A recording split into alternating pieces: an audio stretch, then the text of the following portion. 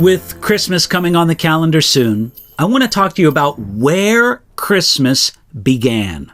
I'm going to read to you from Psalm 40, verses 6, 7, and 8. We read this.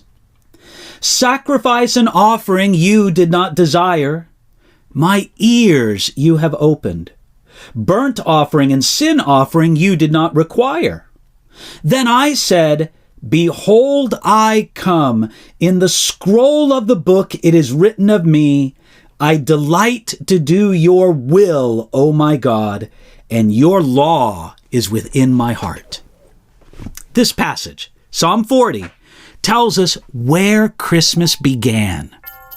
David spoke about his willingness to submit to God and to make an offering of his heart and his life before the Lord. Yet the Holy Spirit took these words of passionate devotion from King David, and he gave them a higher purpose, to reflect the heart of God's Son as he came into the world. It wasn't with Mary and Joseph in a stable where Christmas began. It didn't begin with an announcement of Gabriel to Joseph and Mary that she would bear a child by the Holy Spirit. Before the foundation of the world, in the eternal counsels of the one God in three persons, that's where Christmas began. God the Father agreed to send, God the Son agreed to go, and God the Holy Spirit agreed to guide. Christmas began because something was lacking.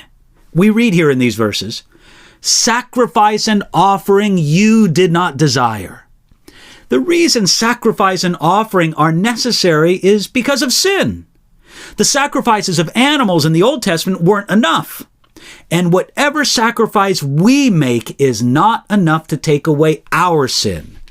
God knew that we needed Christmas. Christmas also began because someone was willing. Again, our verses say, my ears you have opened. That means that Jesus was willing to be the servant of the Father. He said, I delight to do your will, O my God, and your laws within my heart. Jesus was willing to be the servant we needed to gain our salvation.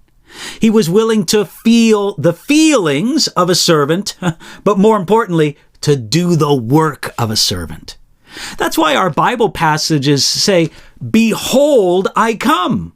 You see, those are action words. They're not necessarily feeling words. Christmas began also because someone loved. You know, love is written all over these verses, though the word itself never appears.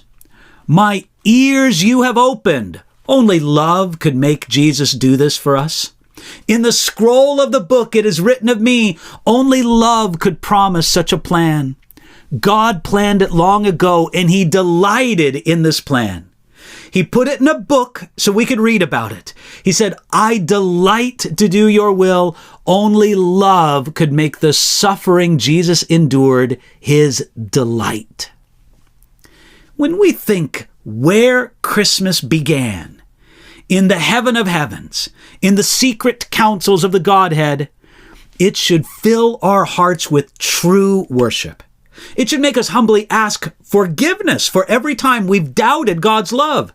It should make us acknowledge that we are unworthy, but that his love is even greater than our unworthiness. David the psalmist never saw baby Jesus lying in a manger in Bethlehem. But by the work of the Holy Spirit, he did see where Christmas began. Can you see it also?